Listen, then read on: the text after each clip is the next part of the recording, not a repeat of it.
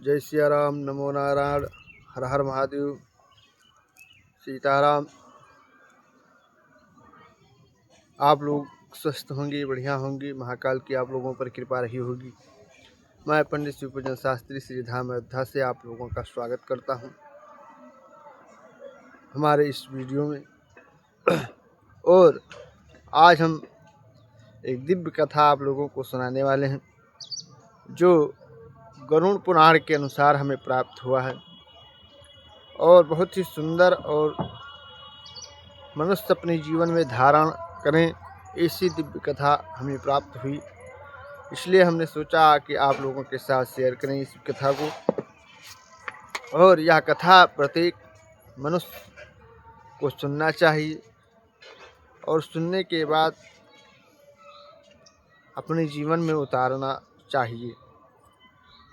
तो गरुड़ पुराण के अनुसार एक बार यमराज के द्वारा बताते हैं, गरुड़ जी नारायण से पूछा और यमराज जी ने प्रश्न किया कि मित्रों,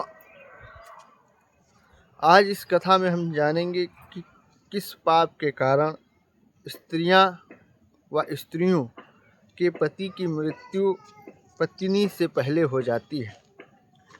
ऐसा कौन सा पाप करती हैं कि स्त्रियां, जो उन्हें विधवा का रूप के समय से पहले देखना पड़ता है, और कौन सी स्त्रियों के भाग्य में विधवा के रूप में देखने को लिखा होता है। ऐसी कौन सी गलतियां स्त्रियां करती हैं कि अपने जीवन में उनके पति की मृत्यु जवानी में हो जाती है, यानी कि वह बुढ़ापे तक नहीं चल पाते।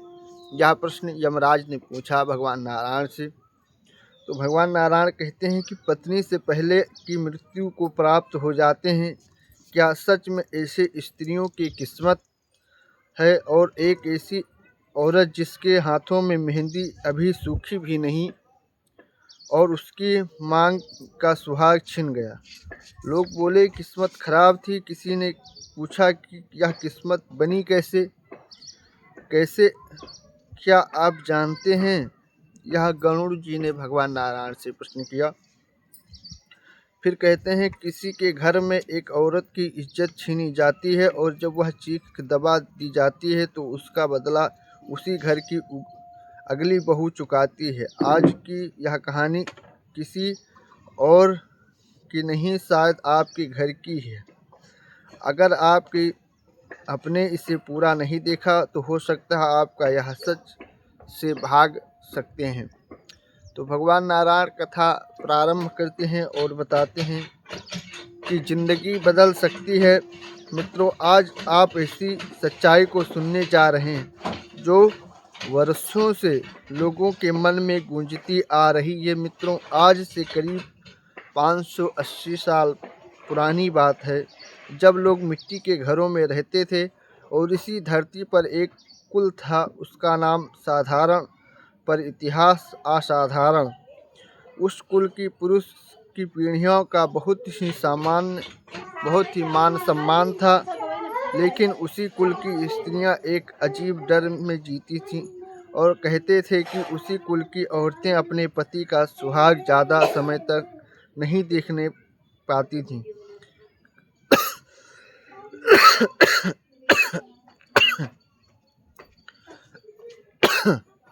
और भगवान नारायण कहते हैं, किसी को पता नहीं होता था कि वह कैसे हो गया, क्योंकि कोई कहता था कि रोग हो गया, कोई कहता था कुछ हो गया, कोई तारा मानता था, भाग्य कह कर के छोड़ देता था। अब कथा लौटती है और वर्तमान में, जहाँ उस श्राप की आखिरी चोट दुर्गा पर पड़ी। दुर्गा एक शांत स्वभाव की स्त्री, जो 20 वर्ष की अपने पति के साथ एक असाधारण जीवन जीने वाली, और उसने कभी किसी को दुख नहीं दिया। किसी ने उससे ऊंची आवाज़ में बात नहीं की, पर उनके पति की अचानक मौत ने उसकी दुनिया को खामोश कर दिया। यह मौत उनकी सीधी नहीं थी। जितनी लगती थी तो लोग बाहर को सहानुभूति दिखाते, पर भीतर ही भीतर हर एक की जुबान कह रही थी कि यह मौत उस श्राप की ही निशानी है जो दुर्गा के घर को पीढ़ियों से पीछा कर रहा है। पर दुर्गा की मौत से ज़्यादा डराने वाली चीज़ थी कि उसका सपना, वह सपना जो रोज़ रात को उसकी नींद चीख कर उसके सामने आकर खड़ा होता था।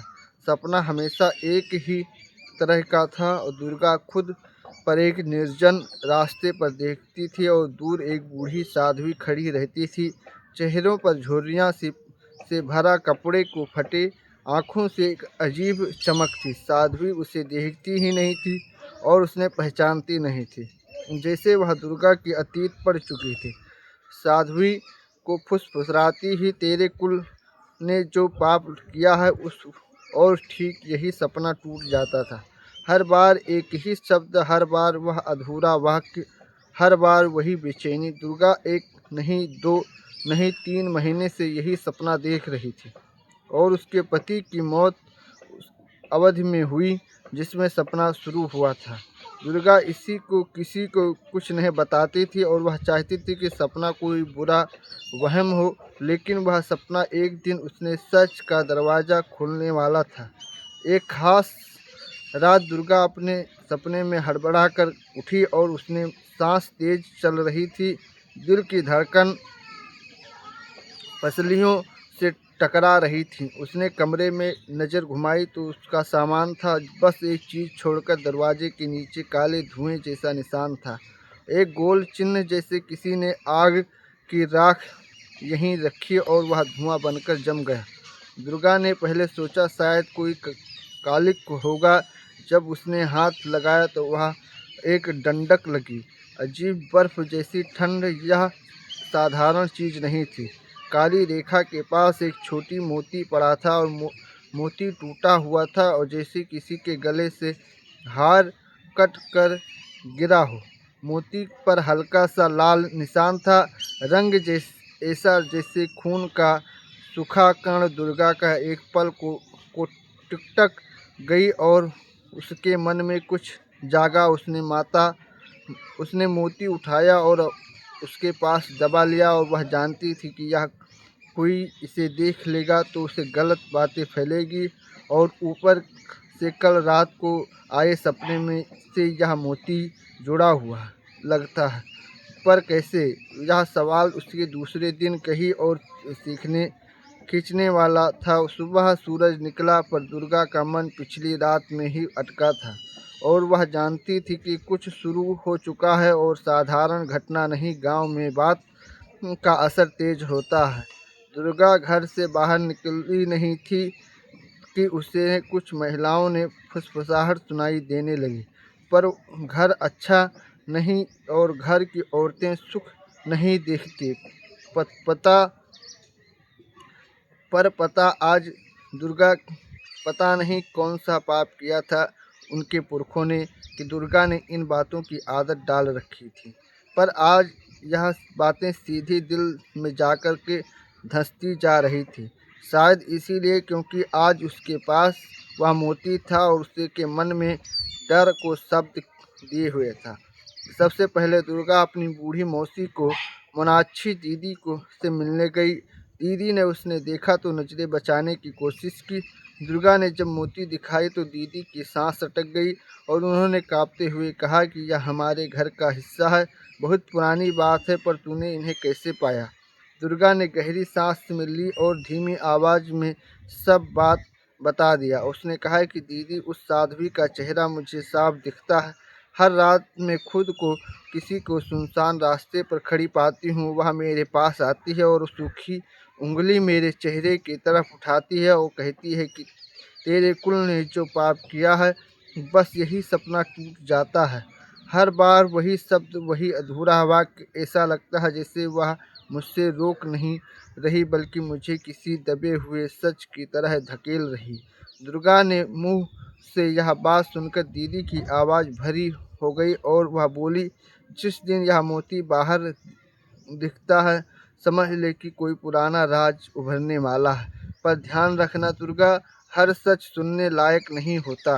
पर दुर्गा वापस मुड़ने वाली में से नहीं थी। जो सपना उसे रोज़ परेशान कर रहा था, जिस मोती ने उसे मन में सवाल जगाए थे और जिस श्राप उसके घर पर ने कई जीवन खत्म किए, उसके चुप होकर नहीं छोड़ा जा सकता था।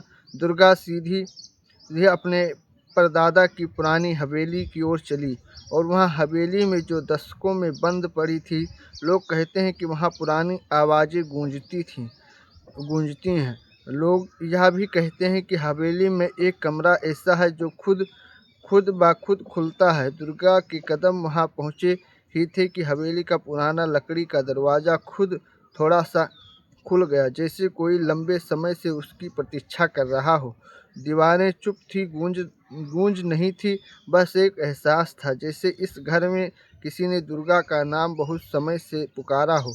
हॉल के अंत तक एक पुराना अलमारी कमरा था। दुर्गा ने हाथ लगाया तो अलमारी खुल गई और वहीं थी एक पुरानी डायरी।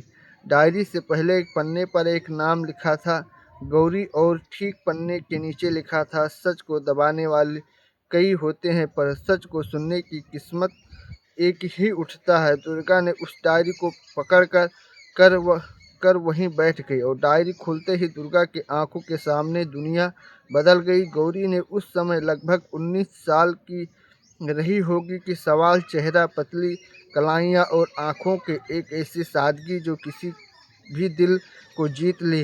वह उस हवेली की नौकरानी थी।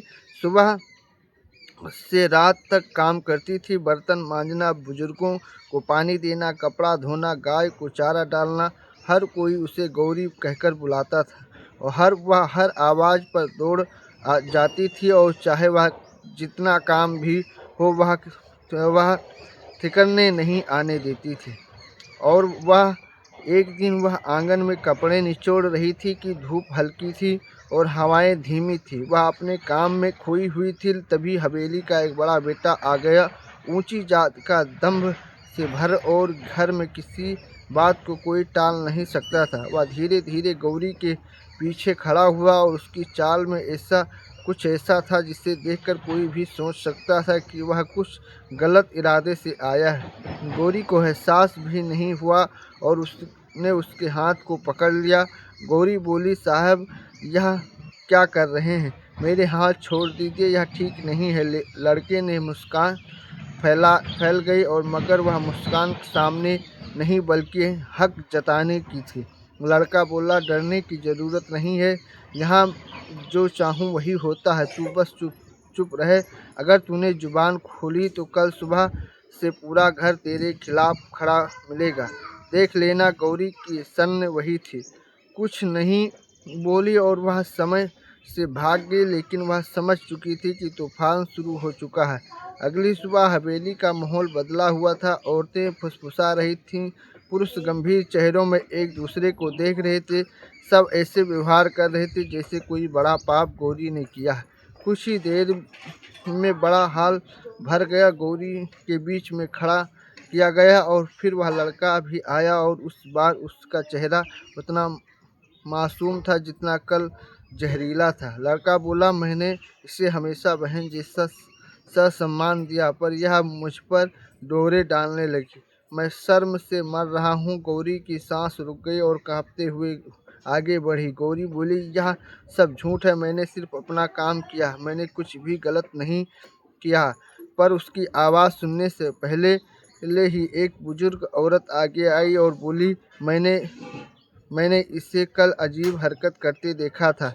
इसकी खोट है, इस नौकरानी घर बर्बाद कर देती है। गौरी ने हाथ जोड़े, आंखों से आंसू बह रहे थे। गौरी बोली, भगवान के लिए मेरी बात सुन लो, मैं निर्दोष हूँ। अगर कोई कसूर है तो मुझे बता दो, पर फैसला तो पहले ही हो चुका था। बड़ा साहब खड़ा हुआ था, चेहरा कठोर, आवाज़ और कठोर। बड़ा साहब बोला, इस हवेली में बदनामी की कोई जगह नहीं है। आज के रात के बाद गौरी इस घर का हिस्सा नहीं रहेगी। गौरी बोली, मैं कहाँ जाऊंगी, मैं अकेली हूँ, मेरे पास कोई नहीं है। साहब शांत खड़ा था, उसकी आंखों में कोई नहीं दया थी। और बड़ा साहब बोला, यहाँ से चली जा, इतना काफ़ी है कि तूने हमारी इज्जत खरीदने की कोशिश की है। गौरी ने कभी सोचा भी नहीं था कि मेहनत और ईमानदारी के बदले में इसे यह दिन देखना पड़ेगा। उस रात गौरी को किसी ने रुकने को नहीं दिया और वह खाने को नहीं दिया गया। छत बरसात तेज हो चुकी थी। वह भीगती हुई हवेली के बाहर निकल गई और उसने हाथ कांप रहे थे, कपड़े कीचड़ में सने हुए थे और आंखों से आंसू रुकने का नाम नहीं ले रहे थे। चलते चलते उस मोती जो उसकी माँ की आखिरी निशानी थी, टूट कर नीचे गिर गया और उसने उसे उठाया और मोती कांप रहा था जैसे उसने भी ये दर्द भरा नींद तक पहुंचकर गौरी बैठ गए और बारिश और आंसू मिल गए। गौरी बोली, अगर यह घर मेरी सच को नहीं समझा तो मैं समय समझाएगा। उसे आकाश की तरह देखा और बोली, जिस दिन मेरी आवाज़ दबाई गई है उसी दिन पाप जन्मा और उस पाप का फल इस घर की हर औरत को भुगतनी पड़ेगी। फिर वह धीरे खड़ी हुई और आखिरी नज़र दुनिया को डाली और नदी में वह कूद गई। पानी ने उसने निगल लिया और उसका दर्द नहीं डूबा और वह वहीं रह गया। समय के इंतजार में गौरी की कहानी जानने के बाद दुर्गा के पैरों तले जमीन खिसक गई और दुर्गा ने हाथों में डायरी थी और उसके हाथ कांप रहे थे। दिल धड़क रहा था और आंखें भर आई और वह फुसफुसाती, गौरी तू एक नौकरानी थी, पर तेरे साथ जो हुआ वह किसी भी इंसान के साथ नहीं होना चाहिए था। दुर्गा स्तब्ध थी और उसके घर में सिर्फ अत्याचार नहीं किया, एक निर्दोष लड़की को जिंदगी छीन ली थी और उसी दिन से एक श्राप जन्म था जो आज तक उसे खून का पीछा कर रहा था। दुर्गा ने डायरी को सीने से लगाई। अब वह सिर्फ एक पाठक नहीं थी, वह उस श्राप को जीवित हिस्सा थी। जो दुर्गा पहले जैसे नहीं रही, उसके चेहरे पर रंग उड़ चुका था, आँखों की खुर्ज थी जो सांसें भरी, लेकिन असली बात वह अब डर नहीं रही थी, वह गुस्से में कांप रही थी। जिसके घर के लोग शराब, किस्मत और दुर्भाग्य की बातें करते थे, उन्हीं पाप एक नौकरानी की जान ली थी। उसी पाप से उसकी पति की सांसें छीन ली। दुर्गा की डायरी को छाती से लगा करके उठी और उधर हवेली की दीवारें से ज़्यादा सुनसान लगने लगी, जैसे किसी ने इसी का हर सोच को चुपचाप सुन लिया हो। उसने कदम बढ़ाया कि अचानक पीछे किसी के चलने की आवाज़ आई, धीमी पर साफ। कोई कदम चला और रुक गया। दुर्गा ने दिल जोर से धड़का और वहीं तुरंत मुड़ी। कोई नहीं था, लेकिन हवा का एक अजीब सा हरण महसूस हो रही थी कि दुर्गा ने सोचा, शायद मैं ज़्यादा सोच रही हूँ, पर उसका दिमाग नहीं शरीर बता रहा था कि यहाँ कोई था। दुर्गा गलियारे की ओर बढ़ी। एक जगह दीवार पर हल्का सा काला धुआं जमा था, वही धुआं जो उसके घर के दरवाजे पर था। दुर्गा का कदम रुक गया और काले धुएं के बीच उंगली का एक निशान जैसा आकार बना था, मानो किसी ने उंगली फिराकर कोई संकेत दिया। दुर्गा ने पास जाकर छुआ तो ठंडक वही थी, हड्डियों तक उतरने वाली। जब बात साफ थी कि गौरी की कहानी सिर्फ कहानी नहीं रही और परिस्थितियाँ और उपस्थितियाँ अभी भी यहाँ थी। जैसे ही दुर्गा के पीछे मुड़ी तो सीढ़ियों के कोने पर एक परछाई खड़ी दिखाई दी, काली, लंबी और पूरा तरह से स्थिर, न हवा हिलाती और न रोशनी बदलती थी। परछाई बरस कर खड़ी थी। दुर्गा की सांसें रुक गई और उसने डरते हुए कहा कि कौन है, बाहर आओ। परछाई हिली नहीं। दुर्गा ने 2 कदम आगे बढ़ाए, तभी वह परछाई हवा में घुल गई, जैसे कोई कभी थी और ही नहीं। दुर्गा के पीछे हट गई और वह बड़बड़ाई, और गौरी, क्या यह तुम हो? कोई जवाब नहीं, पर हवा अचानक भरी और ठंड की ओर गई और हर तरफ से संकेत था कि दुर्गा समझ गई कि यह गौरी का गुस्सा था और दुर्गा हवेली से बाहर निकलने लगी। लेकिन वह बाहर पहुंचते ही उसने देखा कि हवेली का मुख्य दरवाज़ा अपने आप बंद हो गया। जोर से ठाक की आवाज़ इतनी तेज हवेली के पुराने खंभे की ओर हिला उठे कि दुर्गा के रोंगटे खड़े हो गए और दुर्गा ने हिम्मत जुटाई और हवेली के बाहर आ गई। और जैसे ही वह हवेली के उंगली को आखिरी बार देखा, उसकी खिड़की में कोई खड़ा दिखाई दिया, साफ आकृति पर एक महिला का आकार। दुर्गा का एक पल को जम गई और पलक झपकते ही आकृति गायब हो गई। दुर्गा ने डायरी लेकर घर लौटी और गांव की औरतें उसके घर के बाहर जुटी थीं। आंखों में डर था और जिज्ञासा थी कि कुछ के चेहरे पर ईर्ष्या थी। औरतें औरतें आगे आगे आईं और बोलीं कि दुर्गा दुर्गा ने कौन सा ऐसा देखा कि जो उसने कुछ बोलती नहीं। पहले बुजुर्ग आदमी आदमी बुजुर्ग बोला कि यह सब सब उसके हवेली के इन पुराने पापों के बदबू हैं। जितना ना दूर रहे उतना अच्छा है, बस उन्हें देखती रहो। बस जैसे पहले भोली स्त्री नहीं थी और उसने पता नहीं था कि लोगों के चेहरों पर झूठ की परतें छिपी। उन्होंने कभी गौरी की आवाज़ नहीं सुनी और ना ही उन्होंने सुनने को बस गलत ठहराया। दुर्गा ने इन्हें बिना मुस्कुराए कहा कि मेरे घर की सच्चाई क्या है, मैं खुद को पता लगाऊंगी। लोग चौंक गए और वह आवाज़ पहले वाली दुर्गा की नहीं, उस तरह दुर्गा के दरवाजे पर दस्तक दी। धीमी डरी हुई दुर्गा के दरवाज़ा खोला और बाहर एक बूढ़ा आदमी खड़ा था। लाड़ी लाठी पर झुका हुआ और कांपती आवाज़ में बोला कि दुर्गा, मुझे तुमसे बात करनी है। अकेले में दुर्गा ने दरवाज़ा खोला और उसके अंदर बैठाया। बूढ़ा आदमी कुछ पल चुप रहा, फिर अचानक उसकी आंखों से आंसू आ गए और बूढ़ा बोला कि गौरी को जानता था। मैंने उसकी आखिरी रात को देखी थी, लेकिन कुछ बोल नहीं पाया। दुर्गा के दिल का धक्का लगा। दुर्गा बोली, आप जानते हैं उसके साथ क्या हुआ था? बूढ़ा कांपते हुए बोला, गौरी निर्दोष थी, साहब का बेटा झूठ बोल रहा था। मैंने खुद देखा और उसकी गौरी को हाथ जबरदस्ती पकड़ा था, पर मैं डर गया था। दुर्गा की सांसें भर हो गई और उसके घर का पाप अब सीधे सामने खड़ा था। बूढ़ा आगे बोला, उस रात जब गौरी घर से निकली तो मैंने देखा कि सिर्फ पानी नहीं, उसके पीछे कोई और भी गया। दुर्गा ने दिल में बिजली तोड़ी और वह बोली, कौन? बूढ़ा हिचकिचाया, उसकी आंखों में डरी हुई थी। बूढ़ा बोला कि वह कोई आम आदमी नहीं था, वह तुम्हारे ही घर का सदस्य था। दुर्गा के पैरों के तले जमीन खिसक गई और वह बोली कि मेरे घर का? बूढ़ा सिर्फ झुककर बोला कि हाँ, गौरी नदी तक अकेले नहीं पहुंची थी, उसे कोई ढके ढकेलने गया था। दुर्गा के शरीर का खून जैसे जम गया और गौरी की आत्महत्या नहीं थी, उसे मारा गया था और पाप उससे भी बड़ा था जिसने दुर्गा अब तक परिचित थी। वह दुर्गा को रोते हुए पूछा कि कौन? वह मेरे घर में कौन? बूढ़ा हिचकिचाया, सांस टूट रही थी और वह आगे बोलता तो उससे पहले बाहर तेज हवा चली और उनके घर का दिया बुझ गया। अंधेरा और बूढ़ा खड़ा हुआ और घबराया पीछे देखने लगा। बूढ़ा बोला, ला नहीं, मुझे जाना होगा, मुझे देख रहे हैं, मुझे देख लिया। तो दुर्गा हाथ पकड़ा और चाहा और पर बूढ़ा तेजी से बाहर निकल गया और सांसें सूख चुकी थी, दिल धड़क रहा था।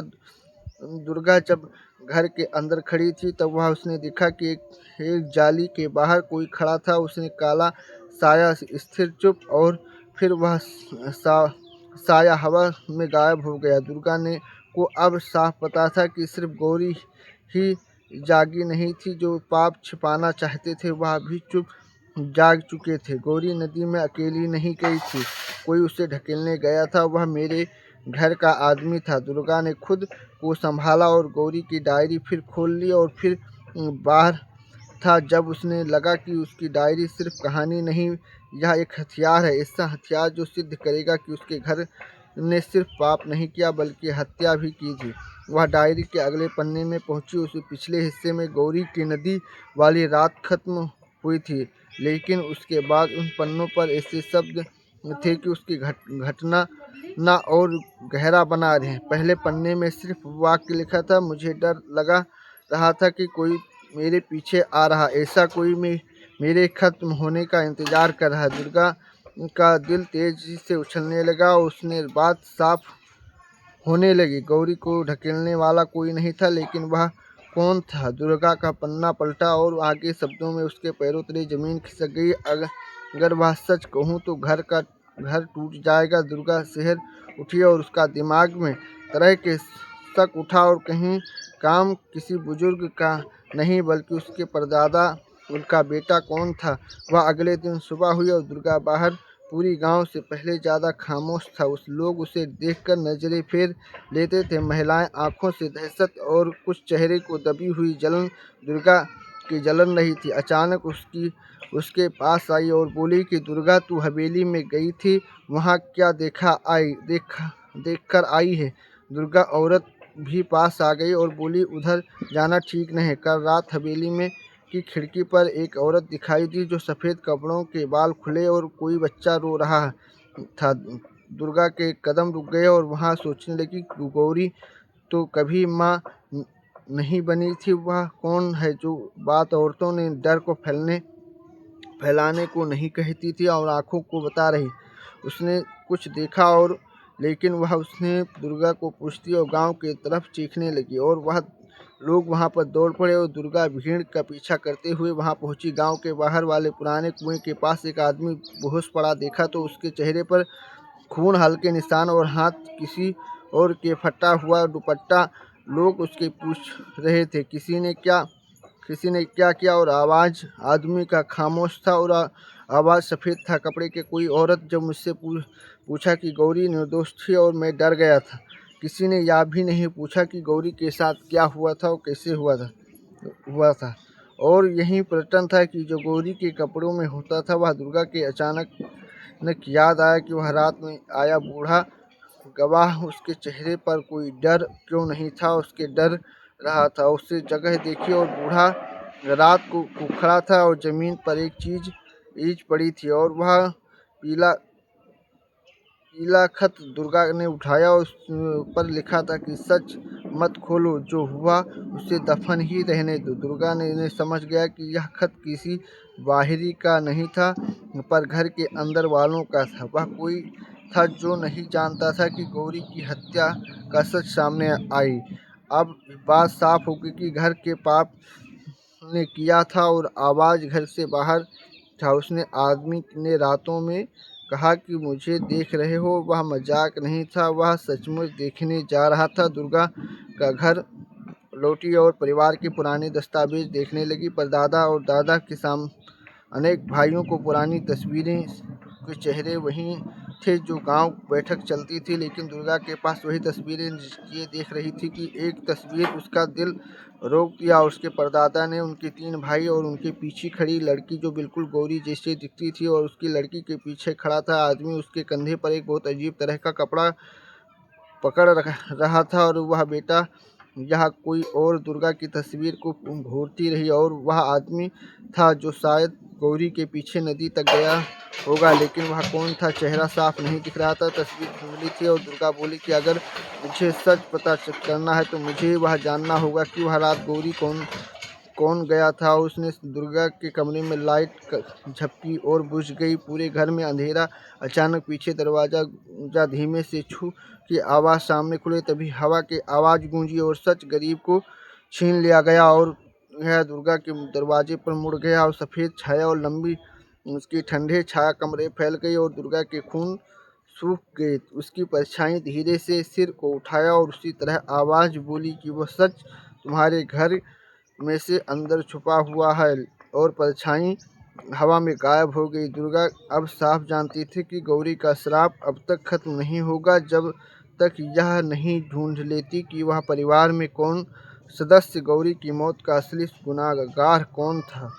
और यह सच उसके घर के सदस्यों ने दफन किया था। और दुर्गा के उस रात को सो नहीं पाए और पर नींद जरूरत के हिस्से उसका अब मन उस चीज़ को कोई सच हल्का नहीं था जिस पीढ़ियों के ढक रहा था। वह गांव की अफवाहें फैल रही थी, किले घर की दीवारें ठुकी हुई थी। गौरी की परछाई को जानना जैसे पहली घंटी दुर्गा की समस्या है ऐसा उसका श्राप। परिवार कोई नहीं था, खा जाएगा। इस बस सुबह उठते ही पुरानी तस्वीरें, दस्तावेज, रजिस्टर इकट्ठे हुए और छीन ली गए। और घर के बड़ा नहीं था लेकिन उसके हर कोना अचानक सदस्यों को भर डरने लगा। अलमारी पटरी रैक के नीचे पुराने संदूक के दुर्गा की हर जगह खोज रही थी और वह हवेली पर नहीं गई।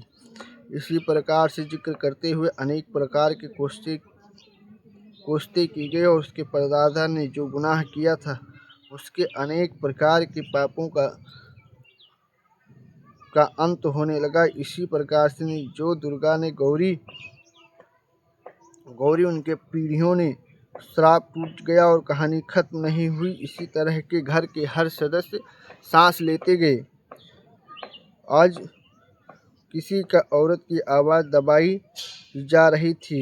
इसी प्रकार से गौरी ने दुर्गा को पूरी प्रकार से यह अपने घर के जो राज दफन थे पूरा राज को उजागर किया और यमराज ने यह संपूर्ण कथा श्रीमन नारायण के द्वारा सुनी और इसी प्रकार के पाप जो भी कर्म करते हैं उनके पापों का इसी प्रकार से दंड होगा। यह संपूर्ण कथा का गरुड़ पुराण के अनुसार ली गई। यह कथा अगर आप लोगों को पसंद आई हो तो वीडियो को अवश्य लाइक करें, चैनल को सब्सक्राइब करें, वीडियो को शेयर करें। मिलते हैं नेक्स्ट वीडियो में, तब तक के लिए राधे राधे। श्रीमन नारायण हर हर महादेव।